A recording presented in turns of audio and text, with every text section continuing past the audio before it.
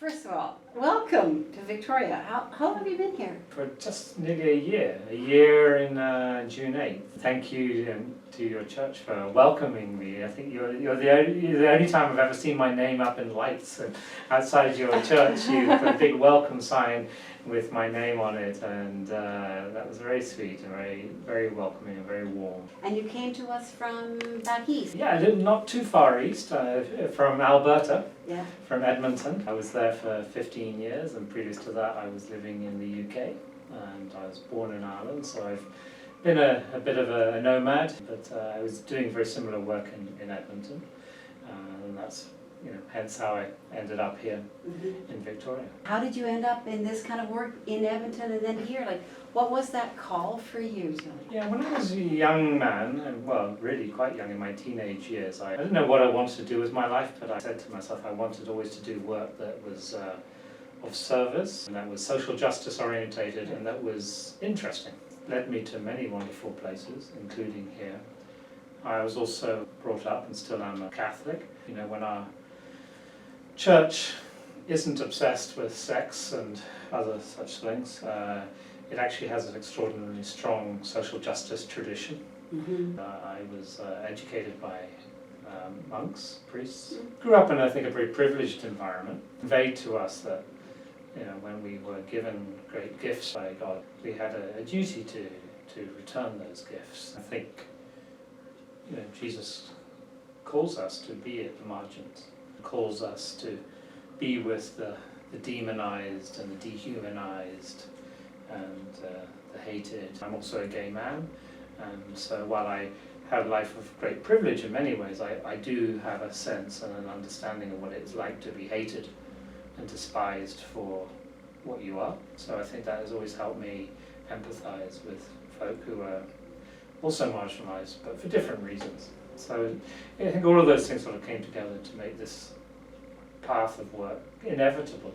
I did think about being a priest in the Catholic Church when I was a young guy in my teens, but it became really clear to me quite soon that being gay and being a priest in the Catholic Church probably wouldn't go that well. Although the Catholic Church is full of gay priests, but I know many of them, but I wouldn't be a gay priest who would be quiet about that.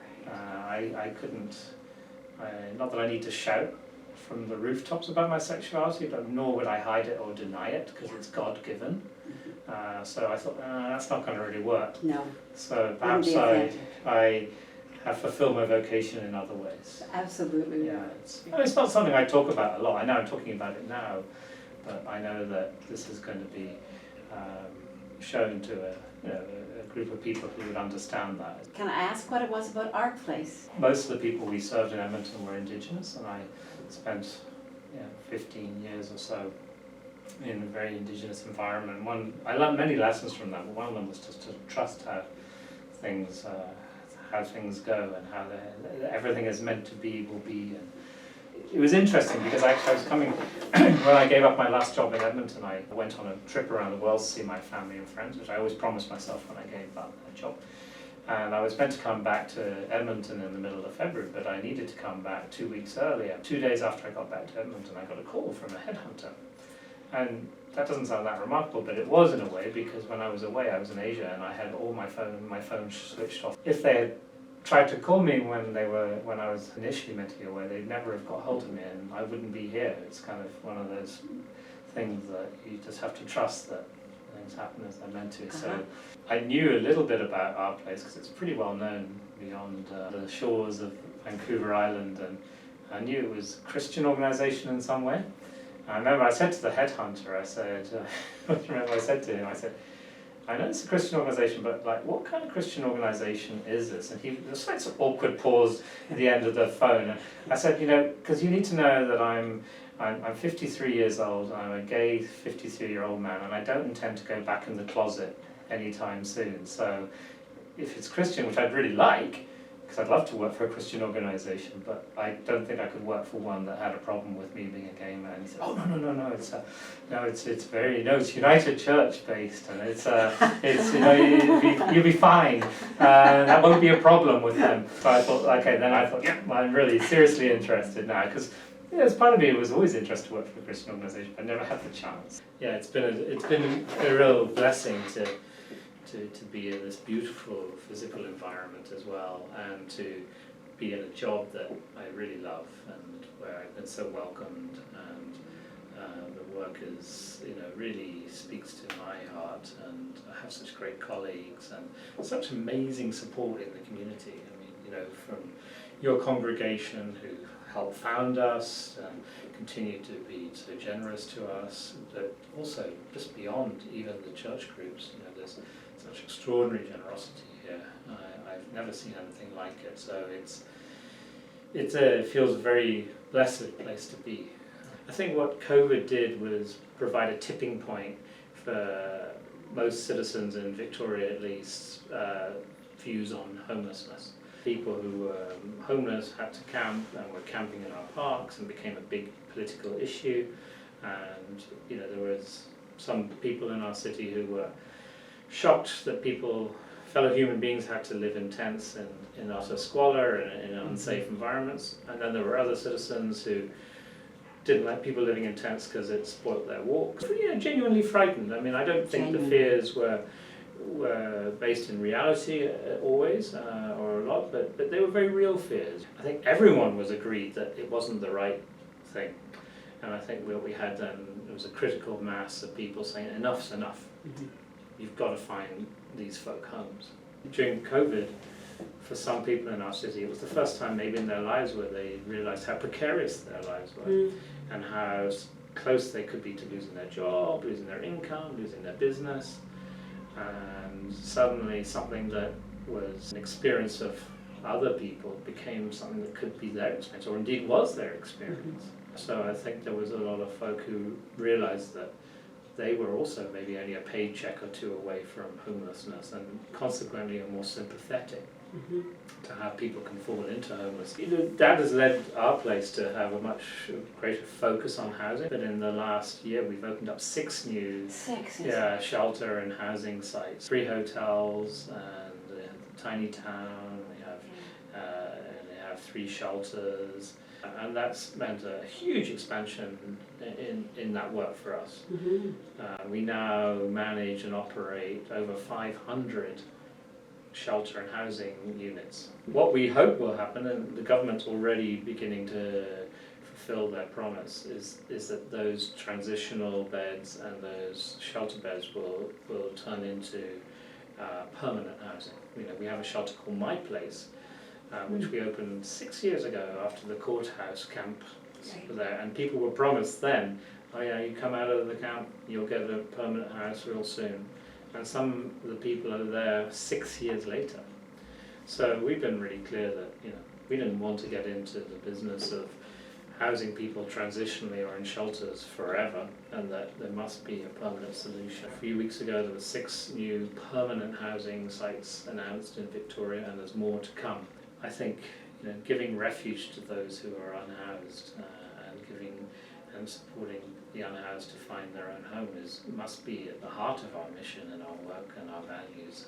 I'd like to see us growing this site as a community centre for people who are perhaps living in poverty or working poor, more seniors who maybe have a very minimal income, and also for the people who are housed now, who used to come here when they were unhoused, as a social place, a place to come for community, to come for spiritual care, to come for meals. One of the gifts you've given them is you've called them family. Yeah. And family, when you leave home, you still have a place to go home. Yeah. And that's a beautiful thing that when you run into staff people, they call people family. And that's what we want, because we want people to come here, to continue coming here, because it's a sense of community. I think homeless folk often create the tightest senses of community in cities, interestingly.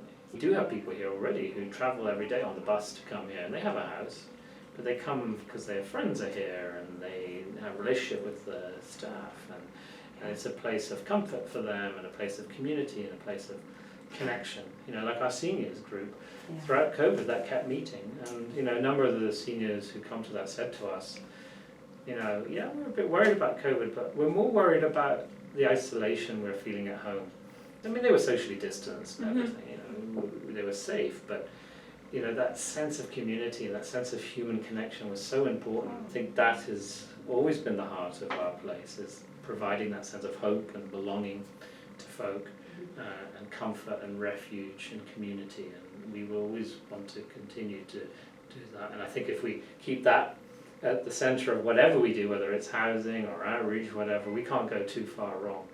I think that many people who are homeless find great solace and comfort in belief systems of one sort or another, whether it's Indigenous folk through their belief systems, or people who grew up in a Christian tradition, or people who grew up in both. But that spiritual care was very important to many people. A lot of folk who come through our doors have a lot of reasons to be hopeless and to despair at times, and I think that spiritual care provides a pathway out of despair. And that's one of the reasons why we're revamping the chapel space. We're going to call it spiritual care space, but it will be a designated space in this building for people to come and pray, or just be quiet, or talk to someone, to have religious services, to basically do any activities that relate to the spiritual care and spiritual growth. How do you see the churches, people like ourselves, coming along beside you to support you? I think you already are there. As I said earlier, you know, to thank and acknowledge your congregation particularly, who've had a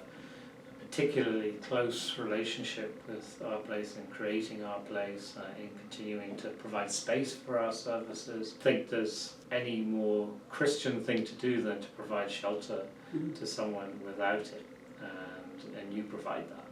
In terms of ongoing, I think there's a number of ways. People are generous with their resources, and that's always helpful to us. I think there's other ways too which are really helpful, and that's volunteering. And I know a number of your congregation do volunteer here and come in and spend time with folk, and do a number of things from serving coffee and food to sitting and chatting with folk. And you know, when we open up our new spiritual care space, it would be great to have volunteers from your community to come and be in that space, and to be available if anyone wants to come in and chat, or just to sit with folk. We'll need the space attended to, stewarded if you want, and that would be lovely to have some of your community coming in to do that. Advocacy is another area, and I know again quite a lot of your congregation do write letters and emails and are involved in social media advocating around issues that are important for people who are homeless and living in poverty. You may even in your congregation have people who are members of the government or the civil service, and you know, so I would encourage that sort of advocacy, to speak up for the issues that are important to the people that we serve. The final one I'd say is prayer. I have a deep belief in the power of prayer. I really encourage that. I have no doubt that prayer has helped this organisation, this community through, and that so many things happen here that you can't explain by rational reason. Why things come to us when we need them. They just do, almost miraculously sometimes. I mean, just recently we wanted to create a home for the men coming out of our treatment centre in New Roads, in View Royal. We made 4 phone calls, and out of those 4 phone calls we raised $1 million to buy a home, which is one of the most extraordinary and immediate acts of generosity I've ever witnessed. You can't but see the hand of the Creator in that.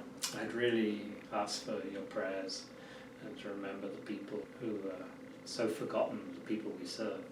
When folks start coming back to your physical building, there's a lot of the people we serve around it. Say hello to them. I think that's another thing that people often underestimate, is the importance of a small kindness. Because when you're invisible to people and you're voiceless, like so many of the people we serve, that someone just saying hello to you makes a huge difference. I always remember talking to a homeless guy in Edmonton, and we just got talking, and it's just, he was telling me about his life and stuff, and I said, it's really rough, and sorry you're going through all you're going through.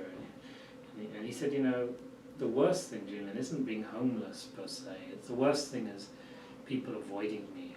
and being invisible. He said, every day I walk down the street, the people cross the street, I see them, they walk away from me, they keep distance, on the bus they move away from me.